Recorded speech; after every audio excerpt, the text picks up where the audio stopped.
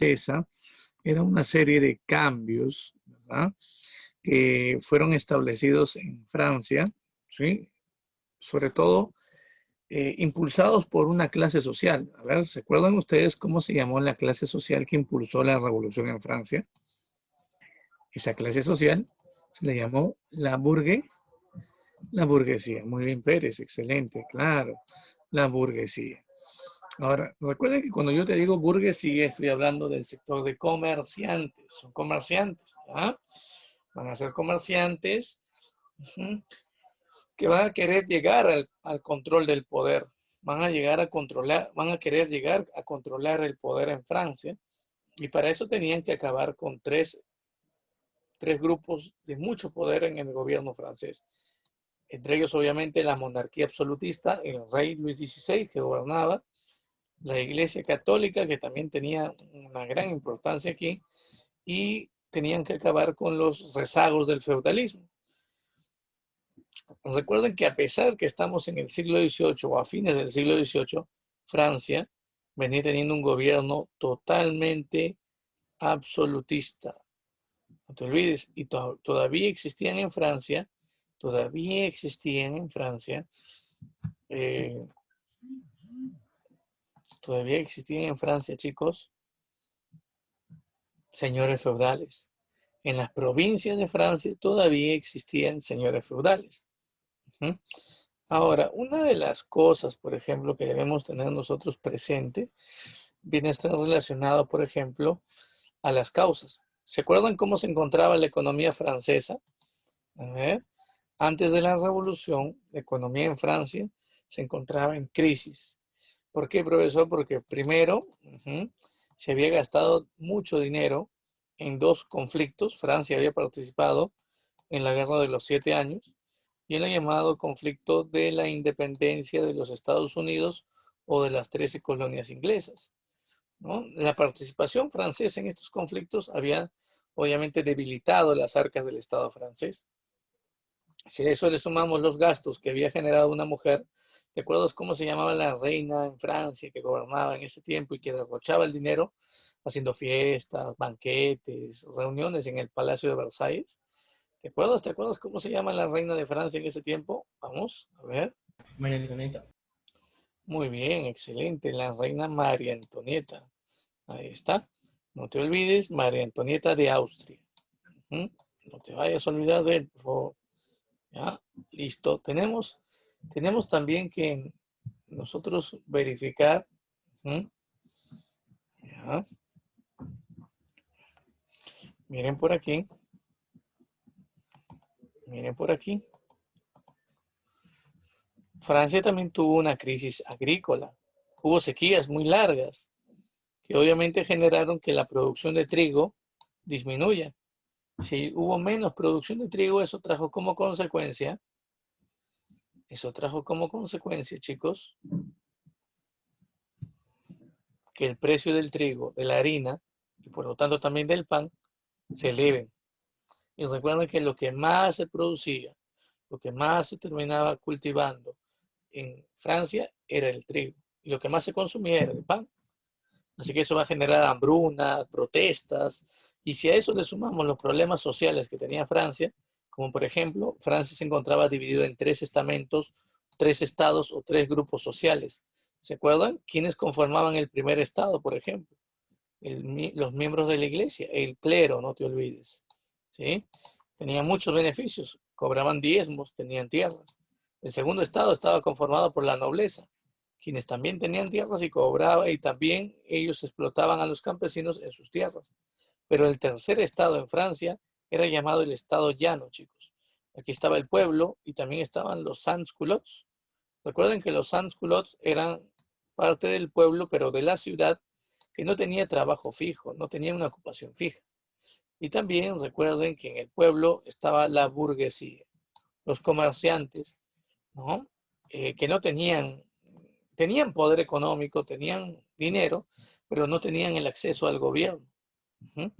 Muy bien lo que dice Pirca, 2 estamentos no pagaban tributos, ¿no? Los 2 primeros no pagaban tributos, claro. ¿Se acuerdan por qué? Porque eran llamados a estos privilegiados. Claro, el primer y el segundo estamento eran denominados privilegiados. Mientras que el tercer estamento, chicos, el tercer estamento, tercer estado, era denominado como el sector de los no privilegiados. ¿Qué significa eso de no privilegiados? A ver, respondan. A ver, ¿qué significa esto de no privilegiados? Muy bien, Pérez. Excelente. Vamos a apuntar Pérez, Pirca, ¿ya? A ver. Muy bien. Claro. El sector de los no privilegiados eran quienes pagaban impuestos. Excelente. Muy bien, Reyes. Excelente. Claro. Entonces, no parece justo, ¿no?, que sea el pueblo, o sea, los que tienen menos riqueza, quienes contribuyan en el pago de impuestos y el primer y segundo estado, quienes no tienen, o bueno, quienes tienen abundantes recursos, no contribuyan nada con el pago de impuestos o tributos. Pero también recuerda que el tercer estado representaba cerca del 92% de la población en Francia. Eran absolutamente la mayoría. Y a esto le vamos a sumar un gobierno de tipo absolutista que venía teniendo Francia. Sí, recuerden que Francia tiene un gobierno absolutista, dirigido obviamente por el rey Luis XVI y también por su esposa María Antonieta. Este gobierno de tipo absolutista no brindaba ningún derecho a favor del pueblo. El pueblo prácticamente no tenía derechos. El pueblo veía que el gobierno era autoritario, no les brindaban ninguna garantía y no hacían nada, obviamente, para sacar a Francia de los problemas que existían. Ustedes deben también recordar que hay una ideología que va a impulsar la Revolución Francesa. Hay unas nuevas ideas que hablaban de la igualdad, la libertad y la fraternidad. Estamos hablando de la Ilustración. Las ideas ilustradas van a ser prácticamente la base para que la burguesía en Francia inicie estas luchas buscando cambiar su situación, ¿sí?, buscando acabar con la monarquía absolutista, acabar con las diferencias sociales que existían, ¿no? Llegar a controlar el gobierno. Y recuerden que cuando hablamos de Revolución Francesa, hablamos de dos grandes momentos. Hablamos de una primera etapa, la llamada fase monárquica. Se le llama así justamente, se le llama fase monárquica porque Francia todavía está gobernada por un rey, que es Luis XVI en ese tiempo. Y recuerden que el rey Luis XVI tuvo un ministro de economía llamado Necker. Y Necker, chicos, recuerden que Necker fue, o bueno, sería el encargado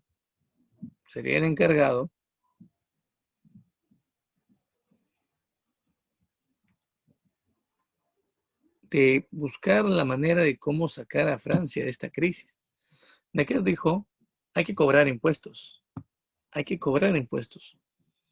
Y Luis XVI dijo, está bien, voy a crear los impuestos y que sea el tercer estado quien pague los impuestos.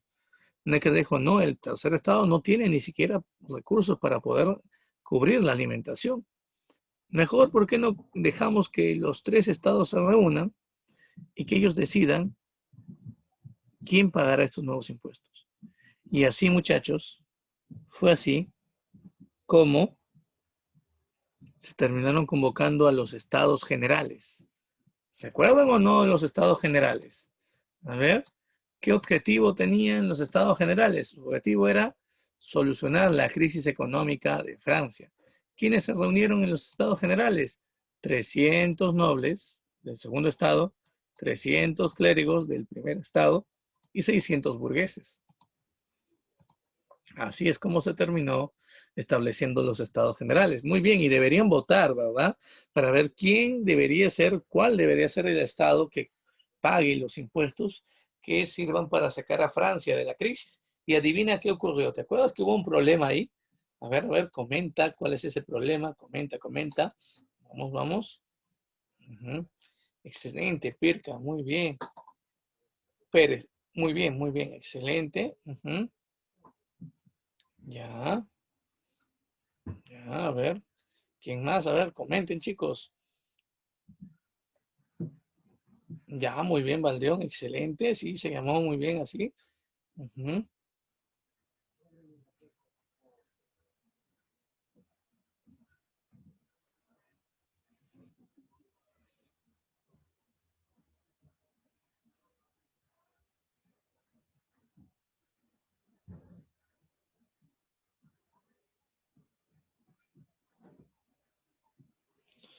Muy bien. Creo que la mayoría se ha olvidado, ¿no? Sí, solo Pirca, solo Valdeón y solo Pérez me han respondido. Recuerden que ese problema fue el problema del voto, chicos. Profe, ¿cómo es eso? Recuerden que los representantes de la burguesía, los representantes del tercer estado de la burguesía, decían, ujú, decían, el voto tiene que ser por persona, un voto individual. Mientras que los miembros de la iglesia, los clérigos, los nobles decían, no, no, no, no, no, el voto tiene que ser por estamento, o sea, por grupo. Con 3 votos se resuelve todo. Sí, ¿se acuerdan uno? Muy bien, Pérez. Recuerden que esto al final lo solucionó el rey Luis XVI. Y Luis XVI decidió dar el voto por estamento. O sea, favoreció el primer y el segundo estado. Favoreció a los privilegiados. Molestos frente al resultado del problema del voto, los representantes burgueses del tercer estado decidieron abandonar la reunión, la sala donde se estaba dando esta reunión, y dirigirse a la habitación del costado. Una habitación donde se terminaba desarrollando, chicos, un juego de la nobleza, sobre todo. Así que le llamaron a este lugar como la sala del juego de la pelota. Uh-huh. Y se formó así la llamada Asamblea Nacional.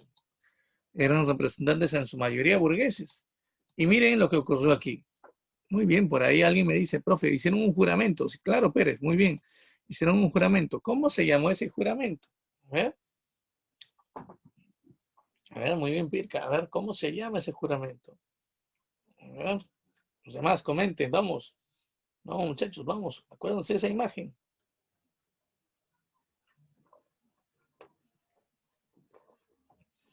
A ver, ese juramento, ¿cómo se llama?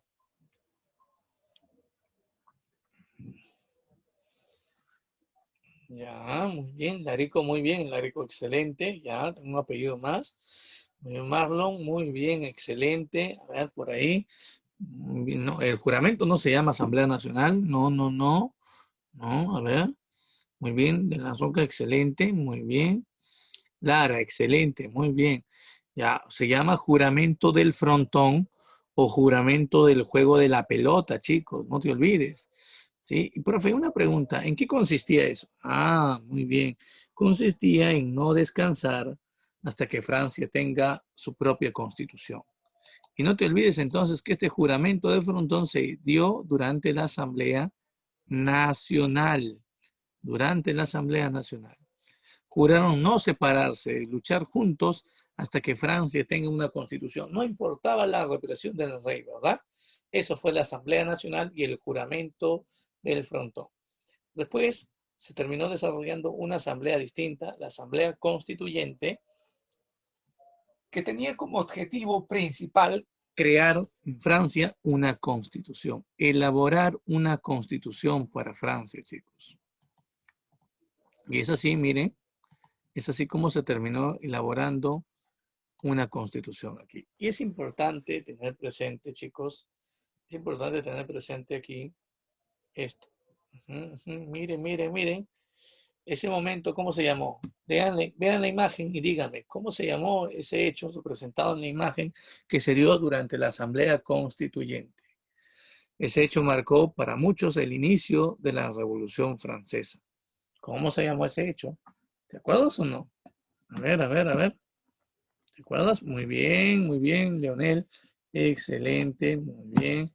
Ya. Bien, Pérez, muy bien, excelente. Danuska, muy bien. Larico, ya, también. Oye, están perdiendo nota, chicos, ¿ah? A ver, está facilito. ¿Cómo se llama esa imagen? A ver, ¿qué representa? No es el gran miedo, no, no, no. El gran miedo es un movimiento campesino. Ahorita lo vamos a ver. Miren bien la imagen. Castillo, que era una prisión, ¿verdad? Y el pueblo tratando de tomar ese castillo que simbolizaba el poder de Luis XVI, ¿verdad? A todos los enemigos del rey lo llevaban aquí, preso. Tiene que facilito, muy bien, Lara. Se llama, chicos, la toma de la Bastilla. Pues esa prisión se llama la Bastilla. Con eso inicia la Revolución Francesa. La toma de la Bastilla. No te vayas a olvidar, ¿eh? Aquí está, miren. el 14 de julio de 1789 se dio la toma de la Bastilla, que era esta presión política era el símbolo del poder de Luis XVI. Recuerden, fueron los sans-culottes guiados por un periodista llamado Camilo Desmoulins, quienes marcharon a la Bastilla e intentaron tomar esta prisión. ¿Ya? En ese tiempo nace la bandera de Francia. Sí, recuerden, ¿cuántos colores tiene? 3, la tricolor, ahí está la franjita, ¿verdad? Una mujer terminó cosiendo, claro, las telas y dio origen a la bandera de Francia. También se entonó una melodía que después sería la Marsellesa, el himno nacional de Francia. Recuerden que por ese tiempo, al día siguiente, los campesinos iniciaron también protestas en las provincias, dando origen al llamado Gran Miedo, un movimiento campesino que fue duramente reprimido. ¿Sí? Los nobles y los burgueses se terminaron uniendo, creando un ejército para acabar con los campesinos del Gran Miedo. Tenían miedo que esta protesta muy violenta de los campesinos llegase a la capital, a París. También no te vayas a olvidar de esto. Miren, se terminó publicando la Declaración de los Derechos del Hombre y del Ciudadano, chicos. Esa es la obra más importante de la Revolución Francesa, ¿sí? La Declaración de los Derechos del Hombre y del Ciudadano, donde se establecían, por ejemplo, el derecho a la igualdad, el derecho a la libertad, el derecho a la fraternidad. Es el aporte más importante. ¿Ya? Otra cosa que, por ejemplo, debemos tener presente es que también se creó una constitución llamada Constitución Civil del Clero. Una constitución que al final termina siendo una especie de soga al cuello para los miembros de la iglesia, porque a los miembros de la iglesia se les prohíbe cobrar diezmos. El Estado les iba a pagar un sueldo, ¿no? Se termina también expropiando las tierras de la iglesia. Al final perjudica a los miembros de la iglesia. Luis XVI, aprovechando toda esta sensación de alegría del pueblo frente a la publicación de la Declaración de los Derechos del Hombre y del Ciudadano, Luis XVI intentó escapar con su familia. En una provincia cercana a Austria, en Vermes, termina siendo identificado, arrestado y llevado preso. ¿A dónde, profesor? A palacio. Ya no es el Palacio de Versalles, es otro palacio llamado Palacio de las Tullerías. También recordemos, chicos, que por ese tiempo se estableció la creación de la primera constitución en Francia, la constitución del año 1791. Esta constitución, recuerda, esta constitución establecía como forma de gobierno para Francia la monarquía constitucional. ¿Qué significa? Que iba a haber todavía un rey gobernando, Luis XVI, pero que iba a haber un congreso que se encargue de limitar o reducir el poder del rey. No te olvides que por ese tiempo también se va a convocar a una nueva asamblea, la Asamblea Legislativa. Y durante este tiempo van a aparecer grupos políticos, clubs, no sé si te acuerdas. Rafe, ¿cuáles son? Aparece el grupo de los girondinos, cuidado. Aparece el grupo de los jacobinos, también cuidado. Y aparece el grupo de los fuldenses, cuidado. A ver, ¿quiénes eran los girondinos? Burgueses, la gran burguesía, grandes comerciantes, que querían este tipo de gobierno, la república. Y eran moderados, o sea, tranquilos. No, ellos no querían violencia, querían formar la república, ¿no? De forma progresiva. Pero tenemos otro grupo, los llamados jacobinos. Estos eran la pequeña burguesía, o sea, los pequeños comerciantes, los comerciantes más pobres. Aquí estaba un personaje, un abogado llamado Maximiliano Robespierre. No sé si te acuerdas de él. Recuerden que ellos también querían una república para Francia, pero eran radicales, eran extremistas, ¿me entiendes? Sí, no te vayas a olvidar de esto. Ya, no te vayas a olvidar de eso. Y por otro lado, chicos, tenemos también, ¿sí? Tenemos también a los fuldenses, profe, fuldenses. Sí, recordemos, muchachos, recordemos que los fuldenses eran aquellos que querían que el rey Luis XVI siga gobernando. Ya, no te vayas a olvidar. Mientras todos estos debates, mientras estos grupos debatían por ver qué tipo de gobierno debería tener Francia, una república, una monarquía, mientras esto ocurría, ¿qué crees que pasaba, chicos? 2 países invadían Francia. ¿Te acuerdas tú qué países invadieron Francia en ese tiempo? A ver, ¿qué países habrán invadido Francia? Ujú. No es Inglaterra, Perca, no. Austria y Prusia. Estos dos países, Austria y Prusia, invaden Francia. Ellos quieren acabar con la revolución, tienen miedo que la revolución que empezó en Francia llegue a sus países y acabe con sus monarquías absolutistas. Pero los sans-culottes, aquellos que tomaron la Bastilla, se organizaron militarmente y en la batalla de Valmy lograron acabar con estos ejércitos internacionales. Es así como, chicos, es así como la revolución llegaría, obviamente, a un final trágico. Por otro lado, también debemos recordar, chicos, que por este tiempo se terminan descubriendo algunas conspiraciones en contra del rey Luis XVI. Sí, recuerden que le echan la culpa a Luis XVI y a María Antonieta de haber traicionado la revolución, de haber escrito cartas pidiendo apoyo a las monarquías de Austria y Prusia, y por culpa de ellos, Austria y Prusia invadieron Francia. Así que son acusados de traición a la revolución, son capturados, el pueblo termina tomando las Tullerías el 10 de agosto del año 1792, se les hace juicio y se les condena a muerte. Por ese tiempo se había armado una especie, bueno, se había creado una especie de arma que sería, ¿no? Con la que se acabe con la vida de Luis XVI. A ver, comenta cuál es esa arma, comenta, vamos, a ver. Muy bien, Leonel, excelente. Perca, muy bien, Pérez, muy bien, Romero, excelente. No, falta, la letra está mal, no es con B, es con G, es con G, ¿ya? A ver, muy bien. Claro, muy bien, Mariños, muy bien, Reyes, excelente. Estamos hablando, chicos, de la guillotina, no te olvides, la guillotina. Sigamos avanzando, vamos por aquí. Miren, ahora Francia dejará de ser gobernado por un rey y pasará a ser gobernado por la burguesía. Se estableció la república, chicos. Y la primera etapa de la república se le conoce con el nombre de la convención de partidos. Durante este periodo, no te olvides que los primeros en asumir el gobierno fueron los girondinos. Los primeros en asumir el gobierno fue este grupo denominado como girondinos. Una cosa que debemos tener presente sobre los girondinos, por ejemplo, es que ellos fueron quienes condenaron a muerte durante su gobierno a Luis XVI. Aquí está, pueden ver la imagen. Robespierre sostiene la cabeza de Luis XVI después de la guillotina, una escena un poquito sangrienta, ¿sí? Pero no es nada comparado a lo que viene después, recordarán ustedes. También recuerden, chicos, que por ese tiempo 3 países invadieron Francia: Austria, Prusia, Rusia, convencidos por los ingleses que eran los más grandes enemigos de la revolución, convencidos de que era mejor acabar con la revolución porque si no, también las monarquías absolutistas de sus estados podrían ser derrocadas.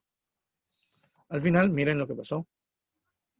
Los campesinos, también dirigidos por algunos sacerdotes, inician una serie de protestas y se da la rebelión de la Vendée. Por ese tiempo también, chicos, ante esos problemas, los girondinos deciden dejar el gobierno en manos de los jacobinos. Y es así como un hombre asume el gobierno que sería llamado gobierno del terror. ¿Te acuerdas o no? ¿De quién estamos hablando? ¿Quién es este personaje? Este médico jacobino, disculpen, médico, digo abogado jacobino. ¿Quién es? A ver, ¿quién es? Comenta, comenta. Tú lo debes conocer. Su nombre empieza con Max. ¿Max qué? Completa, completa. A ver. Muy bien, Infanzón. Excelente. Muy bien. Ahí está. Bien, Romero. Excelente. Muy bien. Ya, acuérdense de él, pues Maximiliano Robespierre, a quien lo llamaban el incorruptible, un jacobino que va a gobernar Francia. Y se le llama gobierno del terror porque recuerden que aquí van a haber muchas muertes, muchas muertes. Amigo de Robespierre, un político cercano y, bueno, era un médico, sufría de una enfermedad de la piel, por eso tenía que parar muchas horas largas en la bañera de su casa y trabajó como periodista. Fundó un diario llamado El Amigo del Pueblo, un diario donde se difundía la lista de quienes iban a morir en la guillotina, recordarás tú. Y también tenemos a su ministro de Justicia, George Danton, un gordito. ¿Ya? También recuerden que por este tiempo el gobierno revolucionario de Robespierre había logrado vencer a la primera coalición y había logrado también acabar con la llamada rebelión de la Vendée. Sí, chicos, se había logrado poner fin a esto. Por esos años también se decretó una ley, la llamada ley de sospechosos. ¿Ustedes se acuerdan en qué consistía esta ley? Si tú eras enemigo de la revolución, te sentenciaban a muerte en la guillotina. Y si tú tenías, por ejemplo, ¿no? Tenías algún amigo, algún pariente, tu pariente o tu amigo también eran sentenciados a muerte, a pesar que no eran culpables, pero eran sospechosos de ser. ¿Me entiendes? Todo esto se da durante esta etapa, chicos. No te vayas a olvidar ley de sospechosos. ¿Y cómo los sentenciaban a muerte? ¿Con qué arma? Con la guillotina, pues. Fue en ese tiempo que muere, por ejemplo, la reina María Antonieta. Muere María Antonieta. El príncipe también, chicos, no va a morir, pero no con la guillotina. En ese tiempo muere, ¿no? Pero también recuerden, se llamaba Luis también, obviamente. El hermano de Luis XVI muere, también escapa. También se llamaba Luis. Después va a gobernar Francia, con el título de Luis XVIII. Muy bien, claro, Reyes, excelente. Recuerden que también en este tiempo, chicos, ¿sí? Robespierre desconfía de todos, mata a muchos sacerdotes, termina condenando a muerte, por ejemplo, a girondinos, muchos nobles, campesinos, hasta sus propios amigos como Danton, terminan siendo ejecutados todos con la guillotina. Los girondinos, la gran burguesía, que eran enemigos de los jacobinos y enemigos de Robespierre, enemigos del gobierno del terror, tienen a una mujer aquí como su representante, Madame Charlotte, quien muy cansada, sobre todo el diario de Jean-Paul Marat, el amigo del pueblo, donde se difundía la lista de quienes iban a morir cada domingo en la guillotina, decidió acabar con la vida de ese periodista Jean-Paul Marat, y mientras él estaba en su bañera, miren la imagen, ella va con un puñal y termina clavando el puñal sobre su pecho, silenciando así al amigo del pueblo, a este diario. Jean-Paul Marat se convierte en una especie de mártir de la revolución. Hay un pintor que hace, justamente en ese tiempo, se le pide que termine realizando el cuadro donde aparece Jean-Paul Marat, miren, muerto. De repente, van a ver ahí, importante tener en cuenta eso. Está. ¿Qué más? ¿Qué más, chicos? Se le da un golpe de Estado a Robespierre. Ese golpe de Estado se le conoce con el nombre de reacción terminoriana. ¿Y qué van a hacer con Robespierre? Lo sentencian también a muerte con la guillotina. Pero recuerda, ¿qué hizo él? No quiso morir con la guillotina. ¿Intentó qué cosa? ¿Intentó qué? Cuenta, ¿qué pasó? ¿Intentó qué, chicos? A ver, mientras me vas contando, a ver, ¿qué intentó hacer? Muy bien. Escapar, no. Intentó quitarse la vida, suicidarse. Dio un disparo desde la mandíbula hasta la cabeza. Pero el cerebro nunca no fue dañado. Así que estaba herido, lo encontraron herido, le cortaron el cabello, controlaron la hemorragia con un pañuelo. Su mandíbula estaba totalmente destruida y lo llevaron a la plaza para que muera en la guillotina. Y así fue como con la muerte de Robespierre inicia un periodo llamado el Directorio. Un periodo donde van a haber 5 girondinos tomando el poder, 5 directores, ¿no? Pero ese gobierno era malo porque no pudo hacer frente rápidamente tomar decisiones frente a los problemas que tenía Francia. Una crisis económica, el ataque de la segunda coalición, nuevamente países enemigos invaden Francia y para colmo se siguió dando rebeliones como la rebelión campesina de los iguales. Frente a esos problemas, lo único que salvaba a Francia de la crisis era Napoleón, un general francés que obtenía victoria contra los enemigos de Francia. Napoleón sabía que lo querían, que lo amaban, así que Napoleón decidió dar un golpe de Estado. ¿Se acuerdan ustedes cómo se llamó el golpe de Estado de Napoleón? 18 de Brumario. ¿Ya? 18 de Brumario. Chicos, dejen por favor de comentar un ratito. ¿Ya? Les voy a enviar aquí un archivo. He tratado de subirlo por el intranet como normalmente se hace, pero no se puede. No, me parece que pesan mucho las imágenes. Eso me ha pasado también con el otro salón, así que les voy a enviar por aquí. ¿Ya? No vayan a comentar todavía nada para que les llegue a todos. A ver, está de aquí. Esperen un ratito.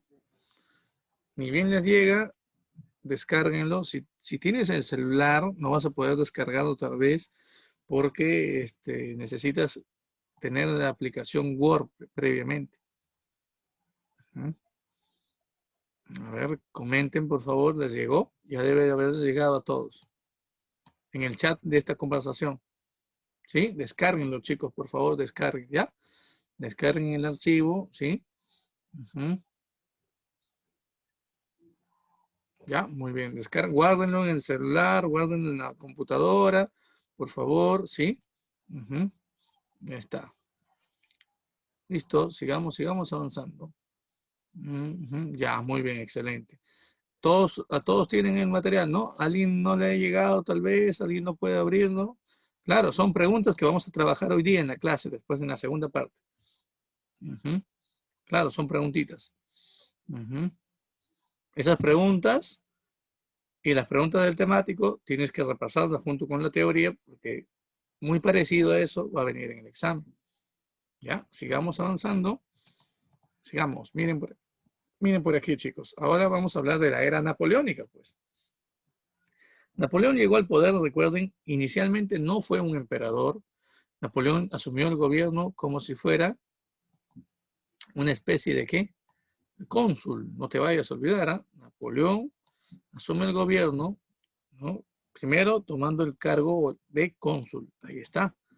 Recuerden, en este tiempo, Napoleón llega a ser cónsul después del golpe del 18 de Brumario, así se le llama el golpe de Estado que Napoleón realiza.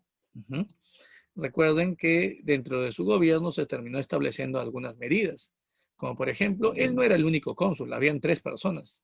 Ducos Sieyes también compartían el poder con Napoleón, pero en verdad la figura que tenía todo el poder era, ¿sí?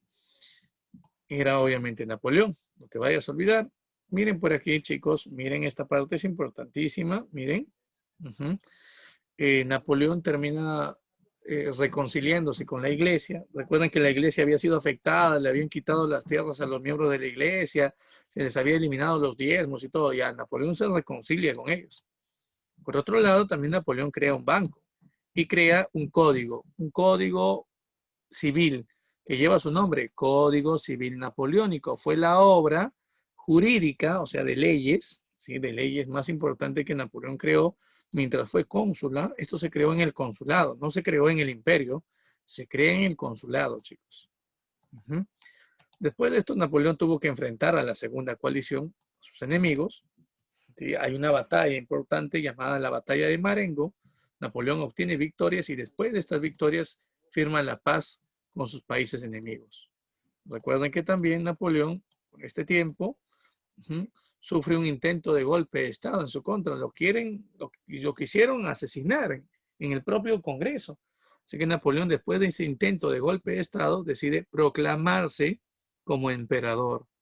Incluso llama al Papa para que bendiga su coronación, solamente para que bendiga, para que no lo llame para que lo corone. El Papa pensaba, hoy me está llamando para yo coronar a Napoleón emperador, así como los papas coronaban a Carlomagno en la Edad Media. ¿Me entiendes? No, no es así. Miren por aquí, y así se empieza el imperio, con la coronación de Napoleón, con la bendición del Papa Pío VII. Napoleón también corona a su esposa, Josefina. Ahí está Napoleón, miren, coronado emperador. Una vez coronado emperador, Napoleón tuvo que librar luchas contra la tercera coalición y ahí se produce un combate, el llamado combate de Trafalgar, donde Napoleón solicitó el apoyo de España para enfrentar a los ingleses, pero no funcionó. Los ingleses eran muy fuertes y vencieron a la armada de Francia y a la armada española. Entonces Napoleón decide volver a tierra y enfrentar a sus enemigos. Ahí es donde se produce la mejor de las victorias de Napoleón, la batalla de Austerlitz, también conocido como la batalla modelo porque todos deberían imitar esta batalla. Así que también a esta batalla le llamamos la batalla de los 3 emperadores, porque se enfrentó Napoleón contra el emperador de Austria y el emperador de Rusia. Napoleón obtiene victorias, toda celebración, y se construye una obra para conmemorar este triunfo, el Arco Napoleónico. Si quieres saber qué más ocurre después de esto, no te pierdas esta clase. Nos volvemos a ver en unos instantes. ¿Sí? Chicos, unos 8 minutos más o menos y nos volvemos a conectar. No se demoren, por favor. No se demoren. Es importante tener en cuenta esto, chicos, por favor, para el examen. A ver.